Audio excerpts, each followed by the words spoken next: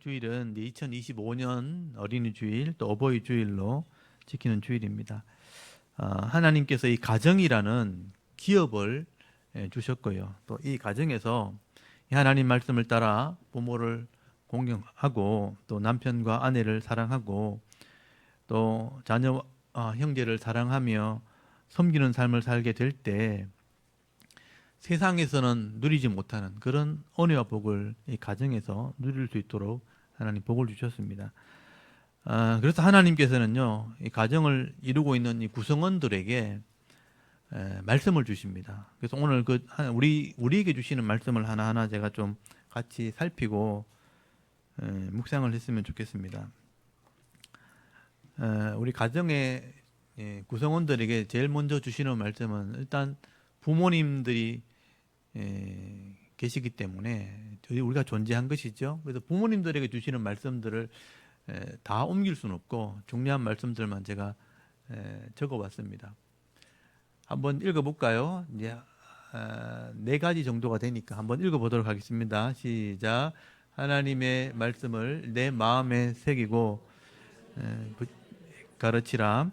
마땅히 행할 길을 아이에게 가르치라. 아비들아, 너희 자녀를 노엽게 하지 말고 오직 주의 교양과 훈계로 양육하라. 아비들아, 너희 자녀를 경록게 말지니 낙심할까 함이라. 아멘. 부모님들이 기억해야 될 말씀으로 자녀들을 잘 양육하라는 거예요. 양육해라. 부지런히 가르쳐라. 주의 교양과 훈계로 양육해라. 아이 때부터 마땅히 행할 것을 가르치라. 가르친다는 게 뭐 책을 펴놔놓고 글을 읽게 해서 이렇게 가르치는 것도 있지만 사실은요, 삶으로 보여주는 게 가르치는 겁니다. 아이들한테 여러분의 말투, 여러분의 표정, 여러분의 이 행동하는 삶이 다 교육이에요. 여러분이 어려움 만났을 때 어떻게 하는지, 여러분이 기쁜 일이 생겼을 때 어떻게 하는지 그걸 보고 다 배우는 겁니다. 그래서 하나님 은혜로 우리가 살아간다는 걸 보여주셔야 돼요. 좋은 일 생겼을 때 하나님께 감사합니다 기도하고, 어려움이 생겼을 때 낙심하지 않고 같이 기도하자. 이게 이제 교육입니다. 그래서 부모님이 이런 사명을 감당하도록 하라고 하나님 명령을 하신 거예요. 이거는 명령이에요. 하나님 주신 명령의 말씀 꼭 기억하시면 좋겠습니다. 우리 자녀들에게 주시는 말씀 같이 한번 읽어보겠습니다. 시작. 네 부모를 공경하라. 네 부모를 경홀히 여기지 말라. 하나님이 이르셨으되 내 부모를 공경하라 하시고 또 아비나 어미를 회방하는 자는 반드시 죽으리라. 자녀들아, 주 안에서 너희 부모에게 순종하라. 이것이 옳으니라. 내 아버지와 어머니를 공경하라. 이것은 약속이 있는 첫 계명이니 이로써 네가 잘 되고 땅에서 장수하리라. 아멘. 출애굽기 말씀도 있고 신명기 말씀도 있고 마태복음 예수님이 직접 하신 말씀이고 또 에베소서 사도 바울이 했던 말들입니다. 성경 전체에 흐르는 내용 속에 시대를 다 벗어나서 주시는 명령이죠. 자녀들은 부모에게서 왔기 때문에 공경해야 되는 거죠. 또 내가 또 부모가 될 사람이기 때문에 공경해야 되는 겁니다. 또 경홀히 가볍게 여기지 마라. 함부로 대하지 마라. 그래서 여기 반드시 죽으리라. 이건 율법에 나오는 거예요. 이거는 한번 이렇게 부모를 대적한 게 아니고 계속해서 그런 삶을 살면 심판을 받는다는 뜻이에요. 부모에게 순종하는 것이 옳은 것이다. 계명의 첫 계명이라. 그래야 이 땅에서 오래 쓰임 받는다. 자녀들은 기억해야 됩니다. 그래서 이 자녀로서 있는 인생이 그래 길지 않아요. 조금 있으면 또 부모가 됩니다. 그래서 자녀들에게 보여주고 자녀로서 순종하고, 여기 있는 분들은 다 자녀로서 살았던 사람들이잖아요. 그래서 자녀로서 이런 마음을 가지고 살아가야 되는 겁니다. 또 우리 구성원 중에 남편들에게 하시는 말씀이죠. 남편들에게 같이 한번 읽어볼까요? 시작. 남편들아 아내를 사랑하라. 남편들아 아내를 사랑하며 괴롭게 하지 말라. 남편들아 아내를 귀히 여기라. 에베소서, 골로새서, 베드로전서에 나오는 말씀입니다. 남편은 가장으로서의 사명이 있고 또 가정을 책임지는 사명이 있는 겁니다. 그래서 그걸 하다 보면 때로는 이제 집에 있는 것을 소홀히 여길 때가 있거든요. 그렇게 하지 말고 같이 똑같은 마음으로 대해라. 그래서 여기 내용 중에 많은 분이 생략되어 있지만 예수님이 교회를 사랑하는 것처럼 아내를 사랑해라 이렇게 되어 있습니다. 사랑해야 된다. 그걸 귀히 여겨야 된다. 그렇게 하지 말라. 그리고 아내들에게 또 주시는 말씀이 있거든요. 아내들에게 주시는 말씀 한번 읽어볼까요? 시작. 아내들이여 자기 남편에게 복종하기를 주께 하듯 하라. 아내들아 남편에게 복종하라. 이는 주 안에서 마땅하니라. 아내된 자들아 이와 같이 자기 남편에게 순복하라. 남편에게 주시는 말씀할 때 들었지? 이러는 거죠. 아내들에게 주시는 말씀 이렇게 귀를 딱 막으면 안 되죠. 같이 들으셔야 되는 거죠. 남편에게 복종하라 주께 하듯이 우리 주님을 섬기듯이 이거는 원리를 설명한 겁니다. 그렇게 해야 질서가 있을 때 결국은 같이 복을 받는 거죠. 이건 누가 복을 받는 게 아니고 같이 복을 받는 겁니다. 남편이 리더이기 때문에 따라가는 것이죠. 잘못된 것은 의논하면 되는 거예요. 대적하는 게 아니고 의논을 하면 되는 거예요. 조력하면 되는 거죠. 막 혹시나 맞지 않는다 그러면 같이 의논하면 되는 겁니다. 그러면 이 리더가 수정을 하면 되잖아요. 그렇게 하면 되는 겁니다. 그래서 서로 복종해 주라. 또 서로 사랑해 주라. 같이 되어지는 것입니다. 이렇게 하나님께서 우리 가정들에게 이런 말씀을 주셨고 명령을 주셨다는 거예요. 하나님께서 왜 이렇게 가정들에게 이런 명령을 기록해 주셨을까요? 성경에 기록해 주셨을까요? 이 가정이 바로 작은 천국입니다. 하나님의 나라이기 때문에, 작은 하나님의 나라이기 때문에 이 가정에서 하나님의 사랑을 배우게 되는 겁니다. 사랑의 법을 배워서 이 하나님 말씀대로 세상을 살아가게 될 때 이 땅이 분명히 악한 땅이지만 복을 받도록 약속이 되어 있는 거예요. 그래서 이 가정이 가장 작은 하나님의 기관입니다. 이 속에서 모든 것을 배울 수 있도록 여기서 모든 일들이 일어나게 되어 있습니다. 그래서 이 복을 받고 이 행복을 누리라고 하나님께서 이 명령들을 우리에게 주신 것이죠. 그러므로 여러분 우리가 이 하나님 명령을 따라서 부모님은 자녀들을 주의 훈계로 양육을 하고요. 힘들게 하는 게 아니고 말씀으로 잘 인도를 해가고 자녀들은 이 부모를 주 안에서 공경을 하고요.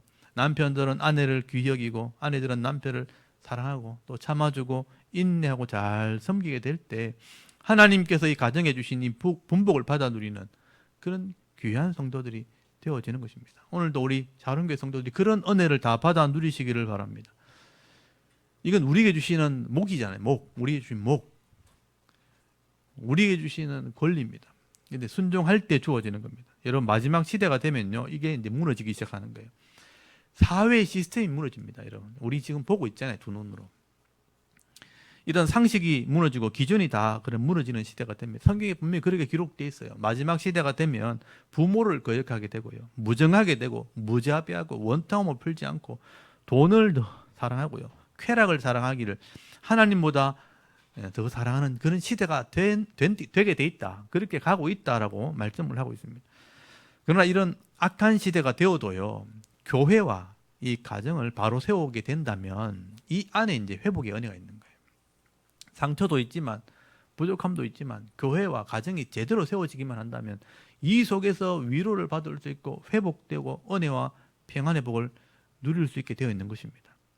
그러므로 여러분 마지막 시대일수록 여러분의 삶 속에서 이런 하나님께서 원하시는 이런 가정들 하나님께서 원하시는 이런 교회를 같이 잘 만들어 나가실 때 이 복을 잃어버리지 않는 지혜로운 성도들이 다 되실 수 있기를 바랍니다. 그리고 여러분 이런 마지막 시대의 가정을 잘 지키고 잘 섬기는 지혜가 어디 있느냐면 이 잠언에 다 들어있습니다. 이게 농축된 압축된 말씀이 잠언에 다 기록된 거예요. 그래서 잠언의 말씀을 나누는 것은 굉장히 의미가 있는 것입니다. 그래서 오늘도 이 부모님들이나 이 자녀들이나 다 같이 이 잠언의 말씀을 통해서 하나님께서 주시는 이런 지혜와 명철을 깨달아서 이 가정을 잘 섬기게 될 때 내게 주신 이 분복을 잃어버리지 않는 그런 은혜가 있기를 바랍니다. 그래서 오늘 제가 이 잠언 11장 말씀을 함께 읽은 것은 이 순서대로 주신 말씀이기 때문에 오늘 11장 말씀을 함께 나누면서 하나님이 주시는 은혜를 우리가 서로 함께 나누기를 원합니다. 여러분 11장 말씀을 한번 보십시오. 잠언 11장에 보시면 이 솔로몬은요, 이 땅에서 하나님께서 기뻐하시는 의로운 사람과 하나님께서 미워하시는 악한 사람, 악인의 삶이 있다는 거예요. 그래서 이런 의로운 사람을 짜디크란 말이 의로운 말이거든요.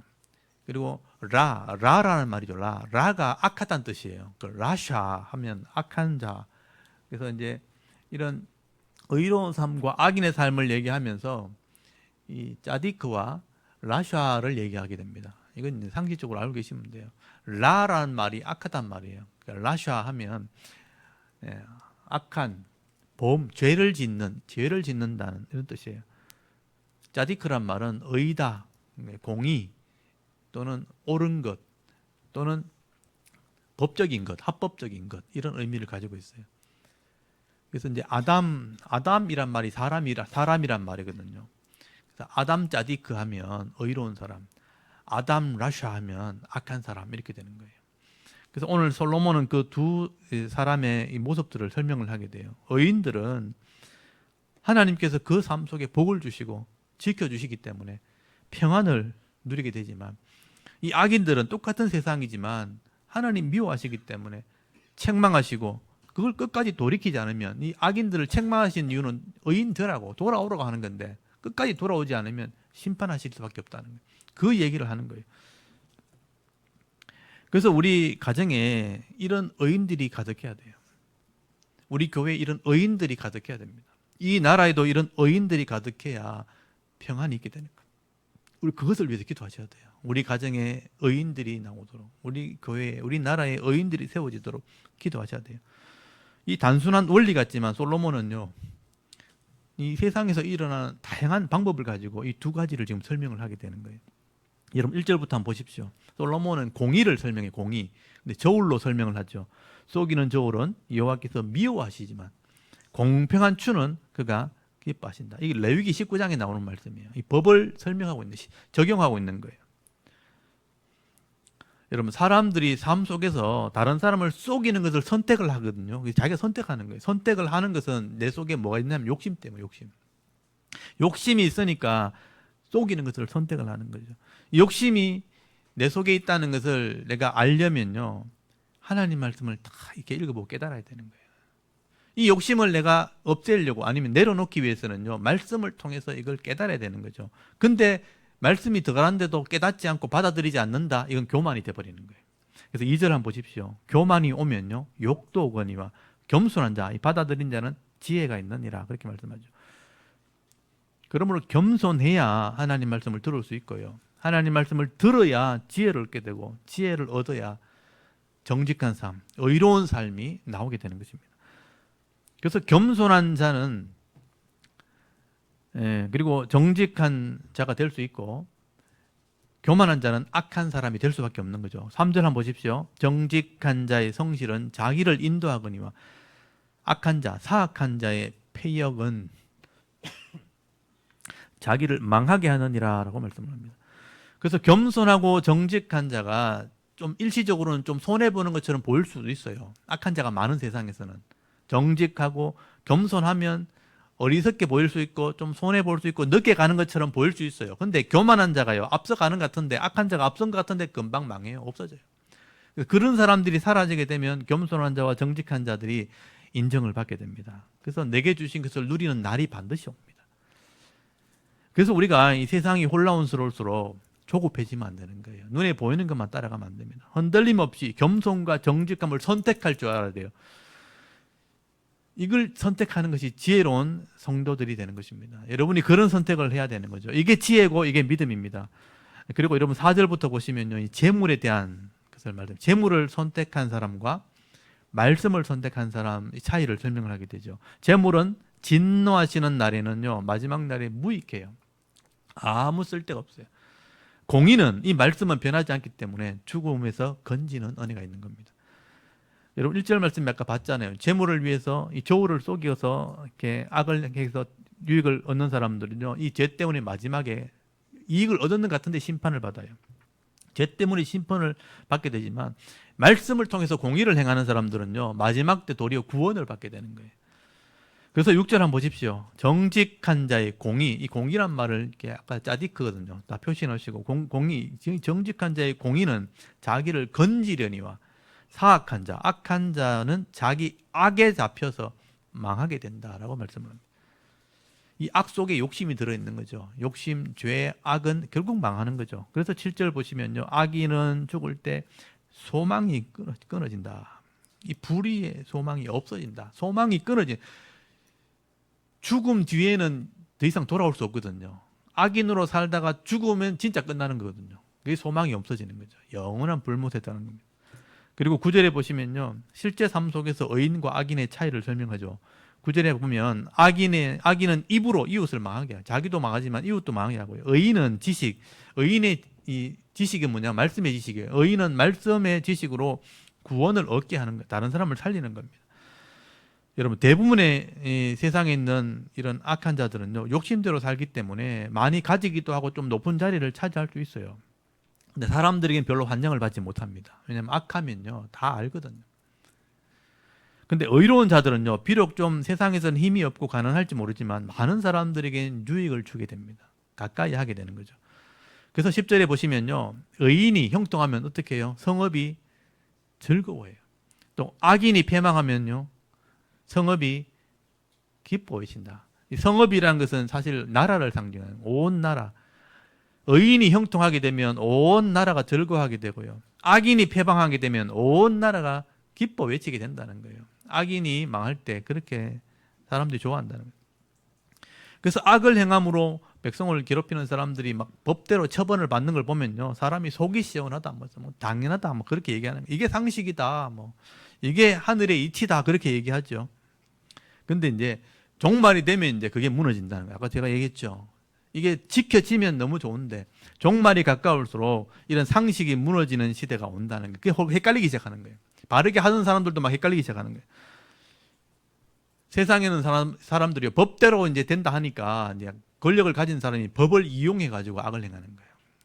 이제 법을 딱 해놔놓고 법을 이용해 가지고 악을 행하기도 하고 법의 테두리 안에서 막 악을 행하게 되니까 어떻게 감당이 안 되는 법의 기준이 무너지는 그런 시대가 온다는 것입니다. 그래서 제가 조금 염려가 되는 게 그거예요. 현실이 그렇지 않으니까 사람들이 자꾸 성경대로 하는 걸 오해하는 사람이 생길 수 있다는 거예요. 내가 살아가는 시대에 그게 안 되니까. 또 우리는 좀 큰 걸 볼 수 있지만 아이들 시대 속에서는요. 예수 믿는다 그래가지고 뭐 바르게 한다 그래서 뭐 열매가 팍 나타나는 게 아니거든요. 그러니까 옳게 한다는 게 맞는가 이런 고민이 막 생기는 거예요. 그러니까 오해를 하는 거예요. 함부로 살아도 뭐 아무렇지도 않는데 뭐 죄를 짓는 사람은 멀쩡한데 뭐 이렇게 하니까 오해가 자꾸 되는 거예요. 아, 바르게 한다는 게 의미가 있을까? 내 한 사람이 의미가 있을까? 이런 오해를 하니까 제가 그게 염려가 돼요. 저도 그런 염려를 할 때가 있었거든요. 근데 그렇지 않다는 거예요. 넓은 시각을 가져야 되는 거죠. 그래서 우리나라가 지금 되어지는 일들을 보면 이때까지는 뭐 잘 되어 왔는데 지금 뭐 돈 있고 권력 있는 사람들이 막 법을 막 피해 나가고 가난한 사람들은 도리어 막 법에 피해를 입고 막 벌을 받고 이렇게 하는 거 보니까 이게 뭔가 좀 잘못된 게 아닌가, 불공평한 게 아닌가. 예전에는 막 이렇게 유전무죄, 무전유죄 이런 말 들어보셨죠? 돈 있으니까 막 피해 가더라. 뭐 돈 없으니까 뭐 당하더라. 요즘에 좀 바뀌었죠. 권력이죠. 그러니까 유건무죄, 무건유죄 이렇게 되는 거예요. 권력이 있으니까 막 다 피해 가더라. 권력 없으니까 막 다 당하더라. 근데 이러면 우리가 이런 시대만 보는 게 아니고요. 힘 있는 사람들이 마음대로 하는 세상 같지만 저는 그렇지 않다는 것을 지금 계속 얘기하는 거예요. 하나님의 시각은 그렇지 않다는 거예요. 그러니까 그렇게 역사를 보는 눈이 필요한 거예요. 그래서 하나님께서는요, 역사를 주관하시는 분이기 때문에 역사를 통해서 이런 악한 자를 다 알고 계시지만 악한 자는 악한 도구로 쓰시는 거예요. 그거를 좀 보는 눈이 좀 필요한 것입니다. 그래서 제가 하나님께서 이 땅을 어떻게 심판하는지를 제가 좀 잠깐만 설명을 드리려고 그래요. 하나님께서 이 땅에 죄를 짓게 만드는 존재가 있잖아요. 악이 처음 생겼을 거 아니에요. 악이 생겼고 죄를 짓게 만드는 존재가 누구냐면 그게 영적인 존재 사탄이에요. 마귀라고 하고 사탄이에요. 마귀와 사탄은 똑같은 뜻이에요. 근데 그 마귀가 하나님을 대적하다가 결국은 사탄이 된 거예요. 원래 이는 천사장이었죠. 천사장이었는데 그 쫄개들이 있어요. 부하들이 있었는데 함께 하나님을 대적하다가 함께 타락을 하게 됐고 심판을 받게 되었어요. 그래서 이 마귀와 그 사자들을 위해서 불모 지옥을 만든 거예요. 그래서 이 천사장으로 있던 하나님을 섬기던 이 최고의 권력을 가진 천사장이 이 성경에 다 나오는 얘기입니다. 지난번에 제가 말씀을 드렸지만 기억하시는 분이 있을 거예요. 천사장이었지만 자기 부하들과 하나님을 대적하다 하나님이 위치에 올라가려고 한 거예요. 그러다 하나님께서 심판하셔서 이 마귀와 귀신들이 타락을 하게 되었고 천사란 직분을 잃어버리고 마귀란 이름을 가지게 된 거예요. 대적자란 뜻이에요. 또는 참소하는 자 이런 뜻입니다. 파괴자 이런 뜻을 가지고 있어요. 파괴자가 되었고 그 사자들이 함께 쫓기거든. 그건 귀신들이라고 성경은 얘기하게 됩니다. 근데 이런 악이 존재하는 상태에서 하나님이 창조를 하신 거예요. 그리고 아담과 하와를 만들어서 하늘의 복을 그에게 다 준 거예요. 그래서 창세기 1장에 보면 하나님이 아담에게 복을 주셨다. 하나님 모든 복을 그에게 준 걸 보니까 이 마귀가 시기가 난 거죠. 그래서 이들을 유혹해서 하나님의 약속을 깨트리게 범죄하게 만들면서 죄 아래 들어가게 만들었고 생명, 영생을 준 것을 뺏은 거죠. 생명을 빼앗았고 죽음 아래, 고통 아래 들어가는 존재가 되게 해버린 거죠. 그래서 하나님께서 이 죄 아래, 죽음 아래, 고통 아래 들어간 이 인간들을 사랑하시기 때문에 이걸 법대로 구원하시기 위해서 구원할 계획을 세우신 거예요. 그게 역사의 시작입니다. 그래서 죄인을 구원할 방법들을 성경에다 하나님이 다 기록을 해놓으신 거예요. 근데 여러분 나중에 시간이 지나고 하나님의 방법을 깨달은 이 인간들이 구원을 받기 시작했죠. 하나님 믿고 구원 받으려고 할 때 마귀가 볼 때는 막 신경질 나는 거예요. 시기가 나. 죽게 만들었는데 살 방법이 생겨버렸잖아요. 그래서 마귀가 자기는 죽을 존재인 거라 지옥에 들어갈 존재지만 이 사람들이 복을 받는 게 싫은 거죠. 그래서 시기해서 죄를 짓게 만드는 거죠. 마귀가 하는 제일 큰 일이 뭐냐면 이 불신자들 중에 어차피 죽을 존재들이지만 제일 똑똑하고 머리 좋고 똑똑하고 악한 자를 딱 선택해서 권력을 줘요. 그래서 이 악한 사람을 통해서 악을 행하게 만드는 거죠. 다른 사람을 속이고 결국은 다른 사람들을 죽게 하는 그런 일들을 하게 되는 것입니다. 그래서 그나마 하나님의 말씀을 깨달아 순종하려고 하는 사람들을 유혹하고 핍박을 하는 일들을 권력자들에게 하게 하는 거예요. 권력자들을 타락시켜서 그렇게 일을 하게. 그게 인류의 역사라고 보시면 돼요. 인류 역사를 공부해 보시면 그런 권력을 가진 사람이 다 왕으로 기록되어 있고 지금은 이제 권력자로 기록이 되어 있지만 그런 사람들의 권력을 주어서 법을 이용해서 도리어 악을 행하게 만들고 심판받게 하는 그런 일들을 하게 되는 것입니다. 근데 하나님께서 이 사탄과 사자들을 심판하실 하나님이라면 그 도구가 되어져서 악을 행하는 이 불신자들 그냥 두시겠습니까? 반드시 심판하신다는 거예요. 그걸 성경이 기록을 하고 있는 거죠. 마귀도 심판하고 귀신들도 심판한다면 이 땅에서 마귀의 일꾼이 되어져 가지고 죄를 행하게 만드는 그런 악한 도구로 쓰임받는 이 악인들은 반드시 심판하신다는 거죠. 잠깐 동안은 쓰임받는데 결국 마지막은 심판인 거예요. 그래서 여러분 잠언서 16장 4절 한번 펴보십시오. 16장 4절에 보면요. 여호와께서 온갖 것을 그 시험에 적당하게 지으셨나니 악인도 악한 날에 적당하게 하셨느니라. 악인이 하나님 필요해서 쓰시는 거죠. 심판하시려고 그렇게 악인들을 만드신 건데 악인들에 의해서 악을 행하는 사람도 적당하게 하나님 주는 모든 것이 다 사명이 있는 것처럼 악인들도 쓰임받는 거다. 그렇지만 심판하는 거예요. 하나님께서는 시대마다 머리가 좋고 또 악하고 독한 사람들을 지도자로 만들어서 더 악하고 또 독한 사람을 심판하는 도구로 써요. 그리고 마지막에 똑같이 심판을 받는 거예요. 그래서 제가 성경을 보면서 이걸 제가 이제 보게 되었는데 한 시대 가운데 이런 악을 행하는 왕을 심판한 얘기가 나옵니다. 이 시대가 이제 족장 시대에서 왕정 시대 넘어서 왕정 시대가 왕들이 많이 생기면서 그 왕들을 지배하는 제국 시대가 나와요. 그게 이제 바벨론부터 시작하거든요. 바벨론 제국, 페르시아 제국, 헬라 제국, 로마 제국 시대로 넘어가거든요. 이 시대의 흐름이에요. 그 제국 시대가 시작되어질 때에 이 바벨론의 왕이 그 시대를 다 장악을 하는 시대가 옵니다. 그게 신바벨로니아 제국 이야기예요. 근데 이사야서에 보면요, 이 왕들의 심판받는 이야기가 나와요.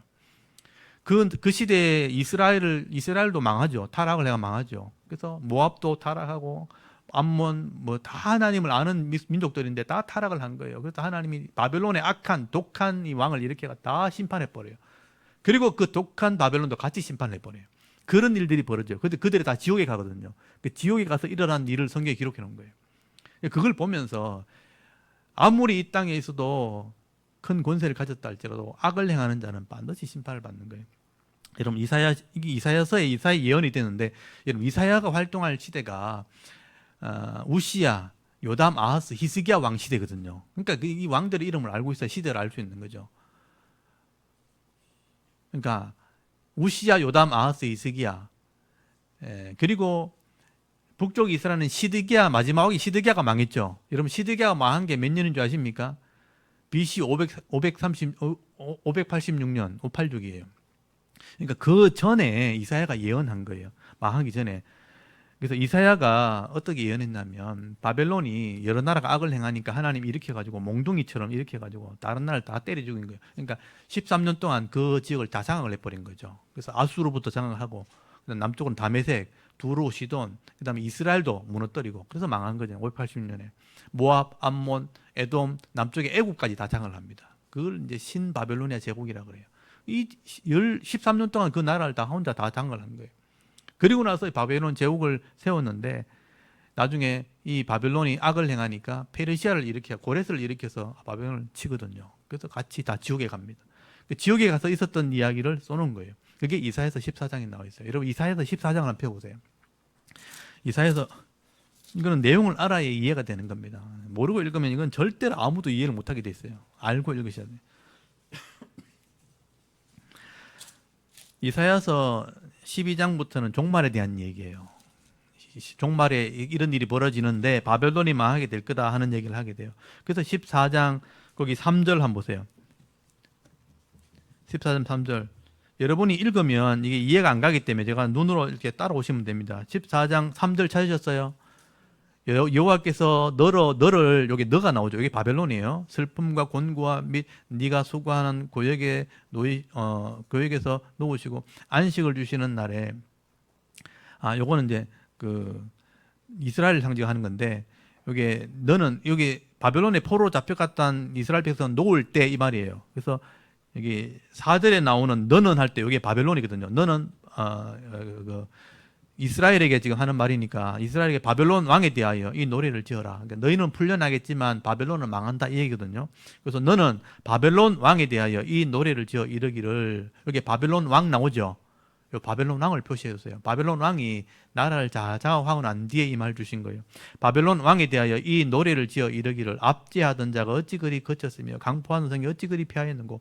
너희들이 다 압제를 했는데 왜 망했는가 이제 그 얘기를 하는 거예요. 여호와께서 악인의 몽둥이와 통치자의 규를 꺾으셨다. 여기 악인의 몽둥이, 통치자의 규, 왕의 지팡이거든요. 이 바벨론을 꺾었다는 거예요. 이제 앞으로 꺾게 될 거를 얘기하는 거예요. 지금 아직 그 당시에는 꺾이지 않은 때인데 악인의 몽둥이와 통치자의 규를 이제 꺾으셨도다. 그들이 분내어 여러 민족을 치더 그랬죠. 여러 민족이니까 아수르, 두로와 시돈, 모압, 이스라엘, 암몬 다 친 거예요. 치기를 맞이 아니하였고 노하여 열방을 억압하여도 그 억압을 막을 자가 없었다. 권세가 있었으니까, 힘이 있었으니까 이 열방을 이렇게 치도 막을 자가 없었다는 거예요. 근데 이제는 어떻게 돼요? 온 땅이 조용하고 평안하니 무리가 소리 높여 노래하다. 이제 이제 바벨론이 망할 때가 된 거죠. 향나무와 레바논의 백향목도 너로 말미암아 기뻐하여 이르기를 네가 넘어졌은즉 올라가서 우리를 베어버릴 자가 없다 하도다. 네가 넘어졌다는 게 뭐냐? 바벨론이 망한 거예요. 그래서 아래 스올이 이제 이 나무들이 우리를 이제 벨 사람이 없겠구나 이렇게 했는데 이 바벨론 왕이 스올이 지옥이거든요. 지옥에 떨어진 거예요. 그래서 아래 스올이 너로 말미암아 이 바벨론 왕으로 말미암아 소동이 일어났어요. 네가 오는 것을 영접하되 그것이 세상의 모든 영웅을 너로 말미암아 움직이게 하며 열방의 모든 왕을 그들의 왕좌에서 일어나게 하므로 그들이 다 네게 이 바벨론 왕에게 이르기를 너도 우리 같이 연약하게 되었느냐 너도 우리 같이 되었느냐 하리로다. 이제 먼저 죽은 왕들이 지옥에 가 있었는데 바벨론이 지옥에 떨어지는 걸 오니까 다 영웅들이 일어나 가지고 막 너도 왔네 이랬다는 거예요. 바벨론이 망했다는 거예요. 네가 안 망할 줄 알았는데 왔다는 거예요. 그래서 이 지옥에서 노래가 불려지고 난리 났다는 거예요. 그 얘기를 하고 있는 거예요. 그래서 네 영화가 스올에 떨어졌으며 네 바벨론의 영화가 스올 지옥에 떨어졌다. 네 비파 노래하던 것까지도 구더기가 네 아래에 걸렸고 지렁이가 놀랍니다. 그래서 이 지옥에는요 구더기와 지렁이도 있는 거예요. 우리가 제일 징그럽게 여기는 게 있잖아요. 그게 지옥에 있다는 거예요. 시체의 범벅이 죽은 시체에 있는 것들이 이게 범벅이 되어 있다. 너 아침의 아들 계명성, 이게 바벨론이거든요. 하늘에 별같이 빛나던 네가 어찌 그리 하늘에서 떨어졌고 네 얼굴은 엎은 자여 어찌 그리 땅에 찍혔는고 네가 네 마음에 이르기를 내가 하늘에 올라 하나님의 뭇 별 위에 내 다리를 높이리라 교만했다는 거죠. 내가 북극 지폐 산 위에 앉으리라 가장 높은 구름에 올라가 지극히 높은 이와 하나님과 같으리라 하였도다. 그러나 이제 지금 어떻게 되는가? 네가 소울 곧 구덩이 맨 밑에 떨어진 거죠. 제일 지옥 구석에 떨어진 거예요. 제일 큰 왕이었는데 제일 구석에 밑에 떨어졌다는 거예요. 구덩이 맨 밑에 떨어짐을 당하리로다. 너를 보는 이가 주목하여 너를 자세히 보며 말하기를 이 사람이 땅을 진동시키며 열국을 놀라게 하며 세계를 황무하게 하며 성읍을 파괴하며 그에게 사로잡힌 자를 집으로 놓아보내지 아니하던 자가 아니냐 하리로다. 세상에 권력을 가진 자 있잖아요. 지금의 세상에 권력을 가진 자 누군지 한번 보십시오. 그 사람이 큰 소리 뻥뻥 치고 있잖아요. 근데 그런 사람이 어디 갔어요? 지옥의 제일 밑바닥에 떨어진 거예요. 그 사람이 그런 사람 아니더냐 하리로다. 열방의 모든 왕들이요. 왕들은 모두 각각 자기 집에 영광 중에 작은 많은 자기 무덤에 들어갔는데 오직 너는 자기 무덤에 내쫓겨니 가정한 나무가지 같고 칼에 찔려 돌구덩이에 떨어진 죽음들에 둘러싸여 있으니 밟힌 시체 같다. 이게 현실에 나타난 바벨론 왕의 모습이에요. 밟혀 죽은 시체 같다. 그렇게 말한 거예요. 네가 네 땅을 망하게 하였고 네 백성을 죽였으므로 그들과 함께 안장되지 못하니 악을 행하는 자들의 후손은 영원히 이름이 불려지지 아니하리로다 할지니라. 그렇게 말하죠. 여러분 이게 이해됐습니까? 바벨론 왕이 그 당시에 이렇게 될 거라고 이사야가 예언했는데 실제로 이루어졌어요. 그래서 거기 14장 거기 한번 보세요. 14장 26절 한번 보세요. 이것이 온 세계를 향하여 정한 경영이며 이것이 열방을 향하여 편손이라 하였나니 만군의 여호와께서 경영하셨던즉 누가 능히 그것을 패하며 그의 손을 펴서든지 누가 능히 그것을 돌이키겠느냐. 돌이키랴. 하나님이 세상을 경영하고 계신다. 그렇게 말씀하고 있는 거예요. 이게 이사야서가 예언한 거예요. 망하기도 전에, 이스라엘이 망하기 전에, 근데 망하고 난 뒤에 이런 일이 벌어질 거라고 예언한 거예요. 저는 이게 역사를 보는 눈을 보면서 이 시대에 똑같이 보는 거죠. 세상에 권력을 가진 사람이 제일 악한 사람이 제일 독한 사람이 권력을 가지는 거예요. 사실은요. 일단 제일 똑똑해야 돼요. 머리가 좋아야 돼요. 그리고 기본 자산이 있어야 돼요. 능력이 있어야 돼요. 그런 사람이 세상을 쥐는 거예요. 돈이 돈을 이렇게 움직이는 거예요. 돈이 사람도 움직이고요. 돈이 물질을 움직이는 거예요. 그런 사람이 교만해지고 악해지면 안 되는 거예요. 그게 덕을 가지면 은혜를 끼치는데 악해지면 악한 도구로 쓰임받는 거예요. 그 악한 사람이요. 진짜 악한 사람을 다 칩니다.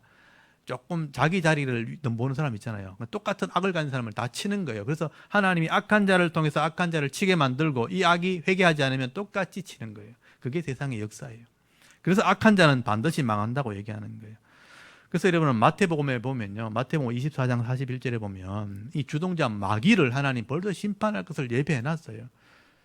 그래서 의를 행하는 사람들은 하나님 백성이고 악을 행하는 사람은 이 불신자들인데 오른쪽은 의인이고 왼쪽은 악한 자들이에요. 악한 자들이 저주를 받았어요. 저주받은 자에게 너도 저주받는데 마귀와 그 사자들을 위하여 예비된 영원한 불에 들어가게 될 거다. 그렇게 얘기해요.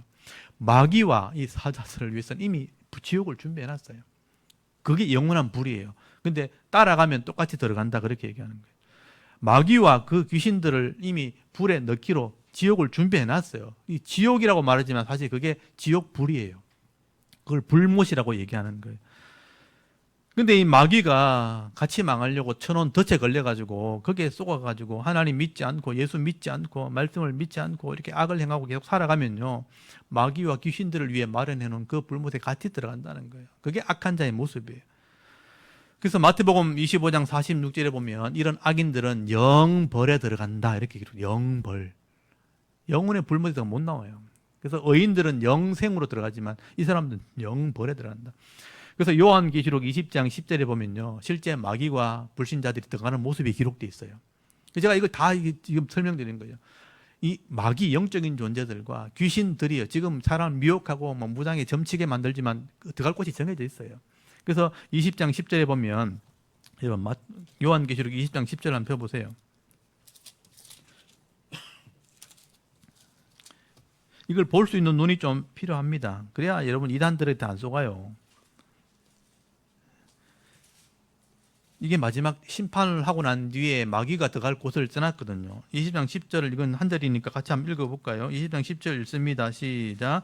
또 그들을 미혹하는 마귀가 불과 유황 못에 던져지니 거기는 그 짐승과 거짓 선지자도 있어 세세토록 밤낮 괴로움을 받으리라. 아멘. 세세토록 영원토록 괴로움을 받는 곳이라.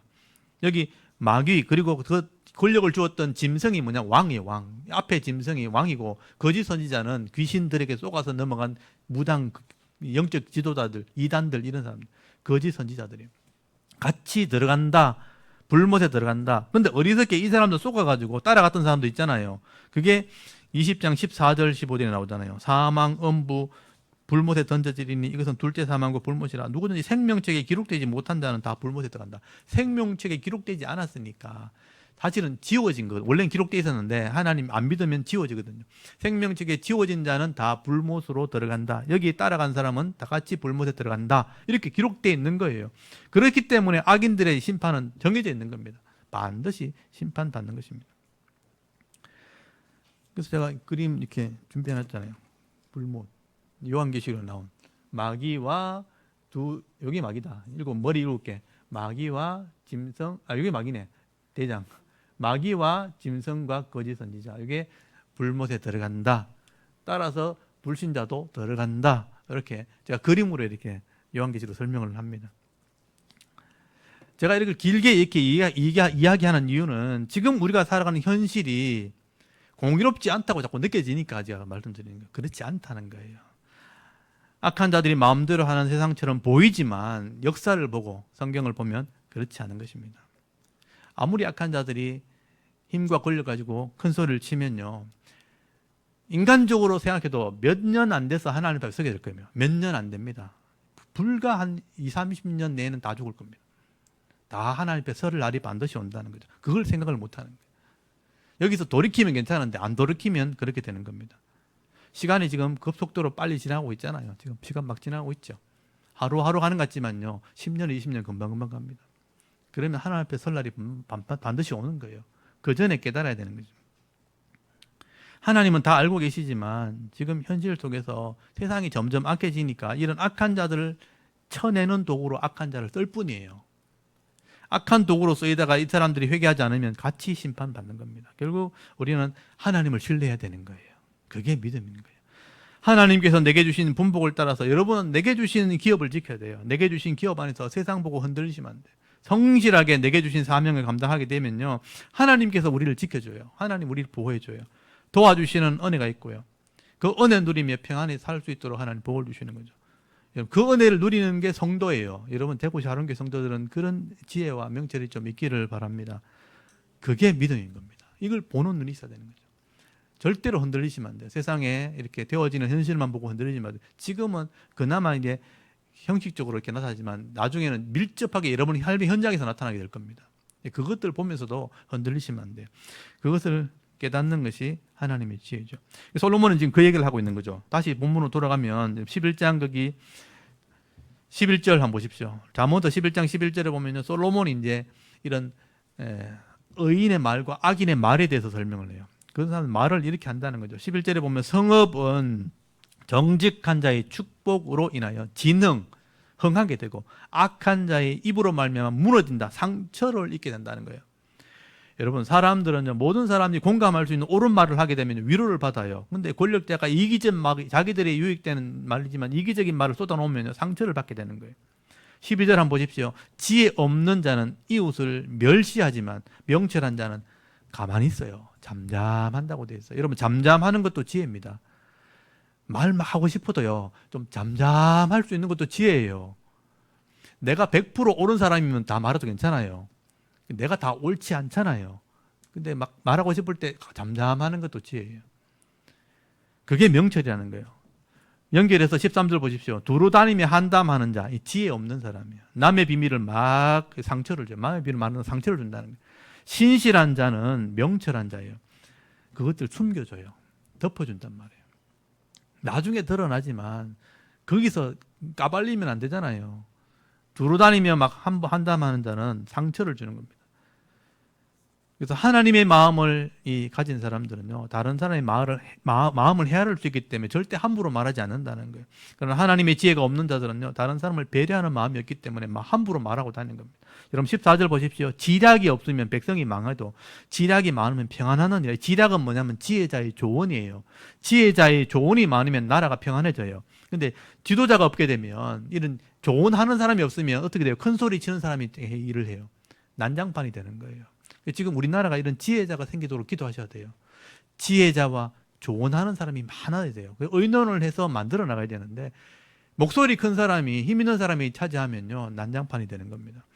그리고 여러분 15절에 보면요, 이웃에 대한 이야기 나와요. 보증을 잘 거절해야 평안하게 된다. 보증은 잠언서 6장에 나와 있어요. 내가 보증할 수 없는데 보증한다고 책임지면 안 돼요. 잘 거절하는 것이 평안이에요.